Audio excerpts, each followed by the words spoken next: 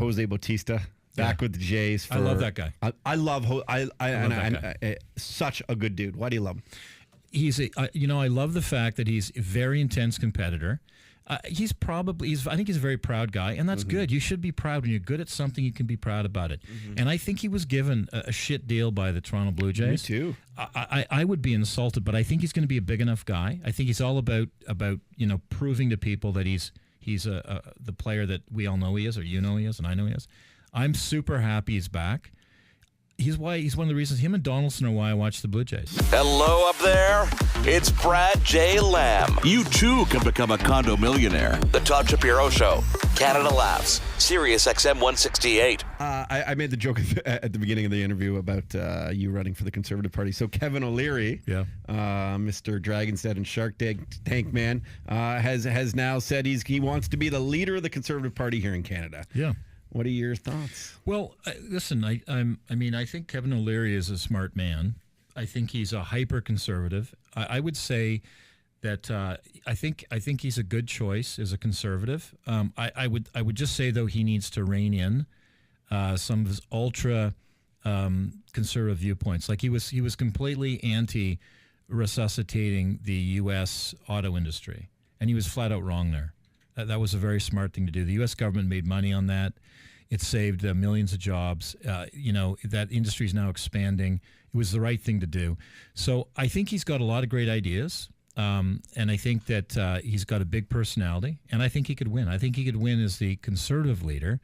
I think that he's going to have to soften his approach because we don't have the same issues Americans have.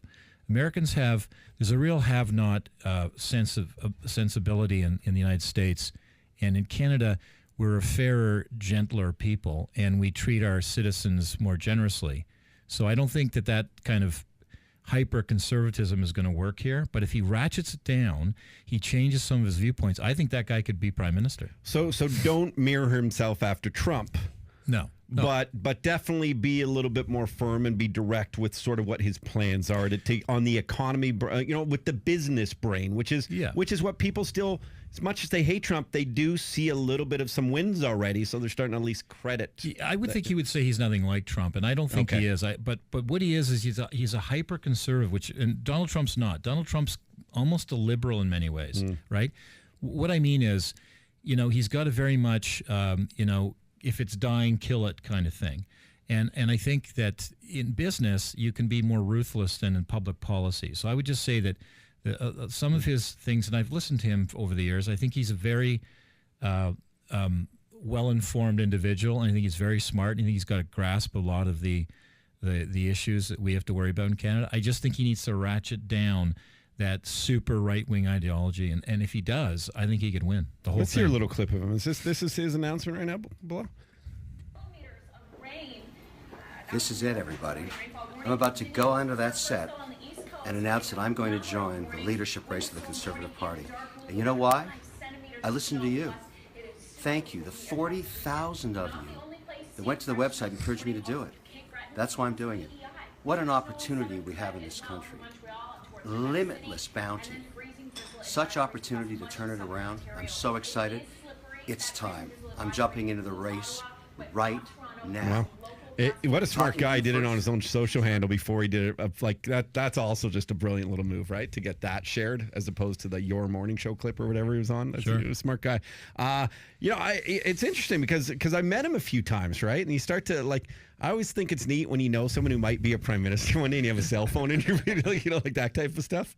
Is that neat for you when you know some guys and they do real well and you get their cell phone and you're like, I got this guy's cell phone number. Is that kind of cool? I don't give a shit about You don't that. care. You don't care. I gotta tell you, I don't give anyone my cell phone number, and I don't really know. I don't really have a large Rolodex, to use an ancient term, of famous or well-known people. I'm kind of a on my own, so to speak. All right, you're an outlaw. I am an outlaw. I love it. What's your take on Trudeau's vacation with Aga Khan? And they went to the private Bahamas island, and now it's maybe going to be investigated by the Ethics Commission. And many Canadians are angered. They're frustrated by the PM. Well, first of all, I don't think that Justin Trudeau was a good choice for prime minister. I got to say that. I think that so far he has not been He's not done anything boneheaded, and I think he's done some good things. We'll see what happens with the budget that's coming up and some other new things. But I like the fact that he's seeing he's on the right side of pipelines, and I think that's a good thing. But this Aga Khan thing's stupid. Like, for instance, the guy owns a private island. He's absolutely a threat to be killed. The Aga Khan. He's a religious and quasi-political leader, right? Like, he's their God on earth, but he's also almost not a cleric, but he's kind of that sort of thing within that church, that Ismaili church, right? And the only way on the island is his private helicopter. That's his rules. So you can't take a Baham Air's island hopper to his place. Only way you can get there, only way, is his private helicopter. So he had no option except that, and I think that's fine. I think this you're making a mountain out of less than a molehill. I think it's silly. I didn't know a lot about that, which makes it understandable. The only thing that I find peculiar is now with Trudeau going across Canada and trying to hear from the people and trying to feel like he's relatable. That's the shit I don't like. Okay, you should know that Pierre Trudeau was one of the richest men in Canada. Yeah. Very wealthy family. He fucked around Europe for several years before he came back and decided to get into politics. Justin Trudeau is a very wealthy person. He hobnobs, this guy is hanging around the Desmarais and very, very wealthy Canadians, some of the richest people in the world. So he's not like you and me. He never has been. He wasn't brought up that way. I love that you put you and me in the same category. Well, I'm a commoner like you are, right? And if there's nothing wrong with that, that's great, right? To be able to relate to people is a good thing. The fact that he has friends like the Aga Khan, so what? He's got wealthy. He should. He's the fucking prime minister. He should know everybody. He should be able to pick up the phone. Like Brian Mulroney can pick up the phone and call anybody in the world, and they'll answer. That's a good thing. We want a prime minister to be connected. It's a good way of putting it. That's a good. Trump can't even get him to this inauguration. But are you going to be glued? Are you going to watch some of that on Friday? Do you have time for that? No, I don't care about that. You don't care. You think anything will go down? You think it's gonna? Some guy lit himself on fire last night or something. I think the whole thing is completely. Listen, it's so preposterous. I don't think the United States is split roughly 50-50. No side's ever happy when they lose, and no side is. If you go back, 275 years or 300 years, whenever what is it, 1876? So yeah, almost 350 years. You go back that period of time, and. Is my math right? No. 275 years? Well, aren't we? We're 1876 the Constitution of the United States, or is that for Canada? No, it's 250 years. Yeah, 250 years. What am I saying? I'm good at math too. Okay. Anyways, if you go back all and look at all of the presidents of the past, the other side's never been happy. If you go back and you read about Abraham Lincoln's time. Those are the most tumultuous times ever in politics, and people see that guy as the greatest president ever. This is ridiculous. The fact that the Democratic Party is grandstanding and trying to elicit him, like he's a target because he's so dumb with Twitter, right? He just can't fucking leave Twitter alone. And he's an easy target. Like, you just poke him like a bear and he comes back with his shit. Yeah. But this is completely inappropriate for Democrats to be not attending. He is the president for every American. Mm-hmm. And all they're going to do, I'm going to tell you right now, these guys are big players, okay? You poke this guy and then you want him to do a favor, it's a fuck you later. Like, these Democrats are stupid people. They should be working with him now from the outset. You're not going to get him impeached. He's the president. Work with him now, and then you may get him to work with you later. Otherwise, you're going to get bupkis from this guy. Hey, Bilal, he's too big for the show now. Bilal's gotten very, very, very confident with himself, which is great. Yeah. But I remember the lesson I was telling you earlier about... Did you lose your virginity? Yeah, no, he's still... I thought that's what was going on. He won one round at Chirp Fest. What? So he won one round at Chirp Fest against a comedian, our roast battle. Okay. And so since then, he's the man. But okay, good for you. Good for you. But we had a nice talk about how you have to be towards friends and respect your friends, and even if they're not your friends. Life's about favors, and it's okay to do that. You do a favor, you get a favor in return, and that's what creates friendships and trust. And maybe they're not always the right favors, but you got to build it. And Listen, I'll tell you, these like some of these real lefts like who are going after Trump, man, that's fucked up. They're so hypocritical. It's so wrong. And I hope that when Inauguration Day happens, Brad, that they don't get in the way of people and the celebration part of it. It's there's something about it. You got like, shouldn't you have to at least respect the process and the new leader coming in some way? I think so. And this is what I'd say. You know, anyone who's slightly right of center or slightly left of center is worth, in my mind, talking to. Anyone who's abstractly out on the limb of right or left, I have no fucking time for those people. They're idiots, and they're nihilists. Whether they're fascists or they're flat out communists or socialists or anarchists, they're not worth my time. I don't want to talk to them. I don't care what they think. And don't get in a Facebook battle over them, people. It's not worth it. Save your time and make it more productive. So many people go on Facebook and argue. Okay, let's talk some real estate. Brad J. Lamb Realty, TorontoCondos.com. Make sure you go there. Encouraged by the strong growth in rents, more developers are now opting to build rentals rather than condos, and the number of applications filed for developers for rental apartments had more than tripled by the fourth quarter of 2016.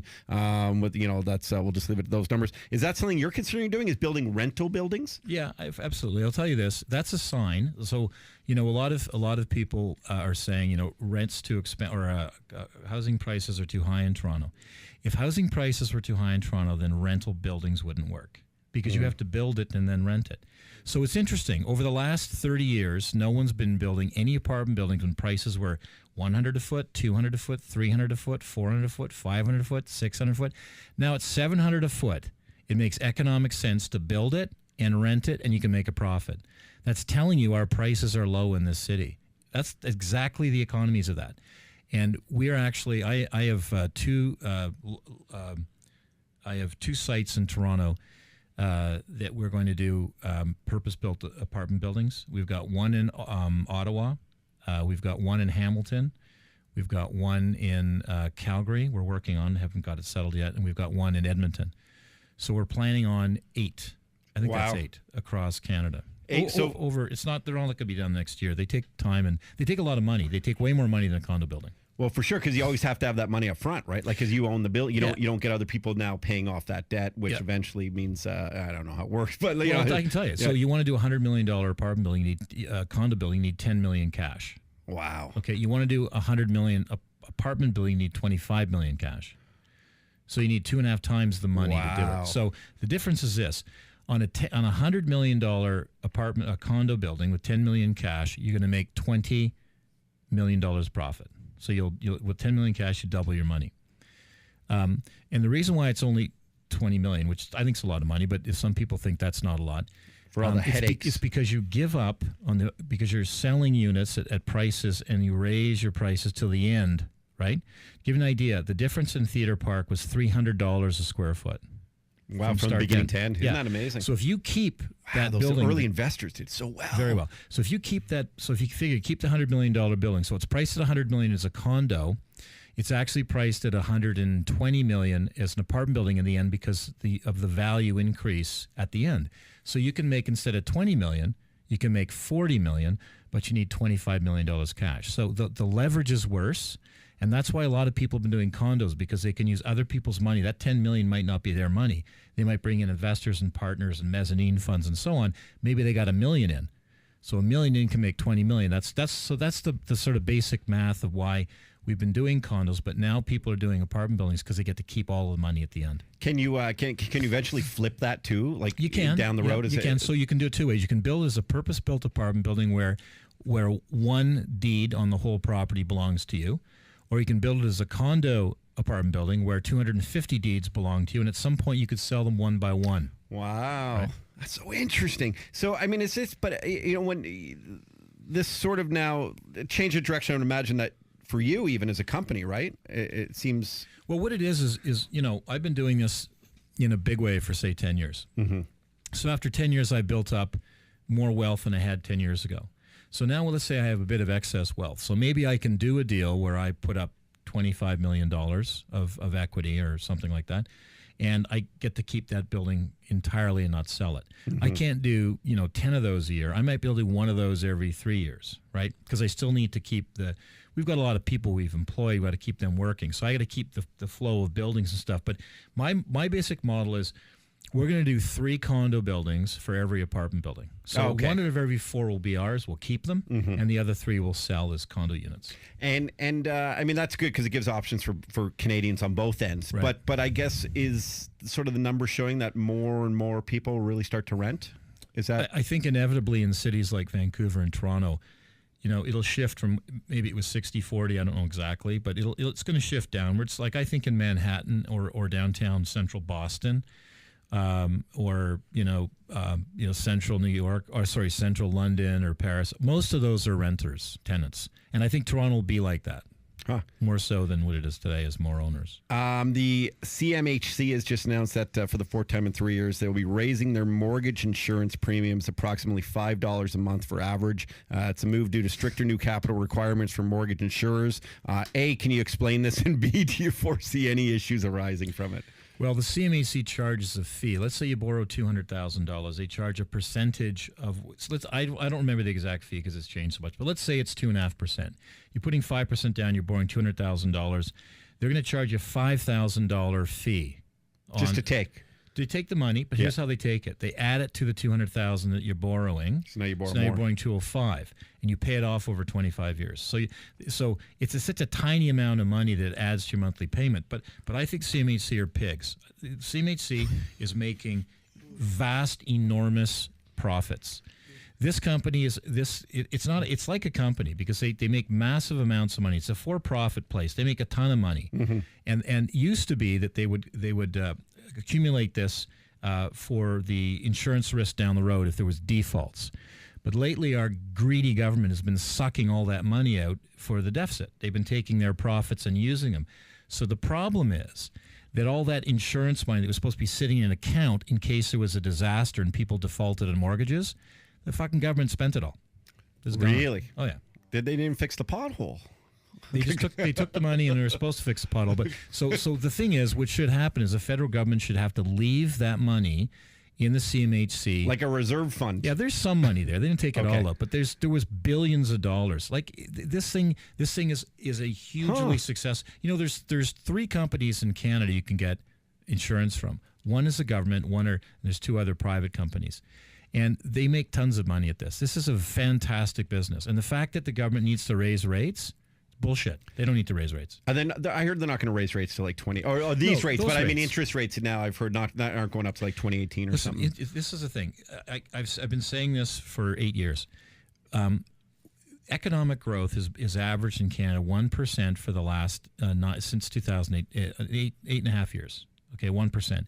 Normally after recession, Canada averages around 3%. Okay, so we're losing 2% per year of growth. So for the last 8 or 9 years, we've lost about 20% where we should be today. After recession, you're supposed to have nice, healthy growth. Okay, so we could have another 20. To recapture that growth that we've lost, to be back where we have full capacity utilization of factories, where there's full employment, where we have inflation. We could be 20 years away. Are you sure you don't want to run for the leadership of the Conservative Party? No, I don't want to run for it. But I'm just saying this because people need to understand this, that interest rates don't go up just because. And inflation doesn't go up just because. There's so little growth in Canada. There's so little growth in Europe. The only places where there's growth now is Africa and parts of Asia. There's no growth in Central America or South America. It's ruined. Like, there's a few little places that are doing okay down there. But the only place that's growing is China, India, some places in Asia, Germany, Canada, a bit in the United States, and Australia. That's it. No one else, and maybe there's a bit of growth in Korea, but Japan's not growing, right? And so interest rates, I don't see how they can go up. I don't see it. I don't see it for years, personally. I don't see it. We'll end on a fun question or just a thought. Jose Bautista back with the Jays. I love that guy. I love that guy. Such a good dude. Why do you love him? I love the fact that he's a very intense competitor. I think he's a very proud guy, and that's good. You should be proud. When you're good at something, you can be proud about it. And I think he was given a shit deal by the Toronto Blue Jays. Me too. I would be insulted, but I think he's going to be a big enough guy. I think he's all about proving to people that he's the player that we all know he is, or he is, and I know he is. I'm super happy he's back. he's one of the reasons. Him and Donaldson are why I watch the Blue Jays. They're very exciting players. I thought it was going to be a 2-year, $40 million for sure. That's and just because the thing that it's an underrated stat, I think, when it comes to athletes, and you can never take this shit for granted. At least that's what I feel, is their love for the city. And like this guy actually genuinely wholeheartedly loves this city. Yeah. And you can't buy that. Like so many athletes that they'll never come back. I picture him even his retired days. He'll be like the Wendell Clark or a Johnny Bauer of the league. Like he'll be here forever doing stuff with them. That's what I see. So I agree. I think he's great, and they should have given a longer term contract. And I think last year he didn't have a good year. He had that turf toe and a few other things. But I think if you looked through that, he had some great games when he was healthy. And I hope that he just smacks the fuck out of the ball this year and embarrasses the Blue Jay brass. I hope he does that. Love it. Well, Brad, always love when you come on. I had an idea. I'm going to save it for next week. I want to pitch you an idea. We're going to save it for next week for sure because it's a good one. Like I think you're going to invest in this one. Might even be better than apartment buildings. Maybe. Go to TorontoCondos.com. Don't let the website fool you. The name of it, as he's got developments all across this great country, this great nation, and it really isn't a good time to get in a condo now. Do it now while you can. Brad J. Lamb Realty. The Todd Shapiro Show. Hey, thanks for watching that video. You can subscribe over there, or you can watch another video over here. And I think this is the Daniel Bryan yes chant. So what the hell? Yes, Todd Shapiro Show. Daniel Bryan can't wrestle anymore. It's a very sad story.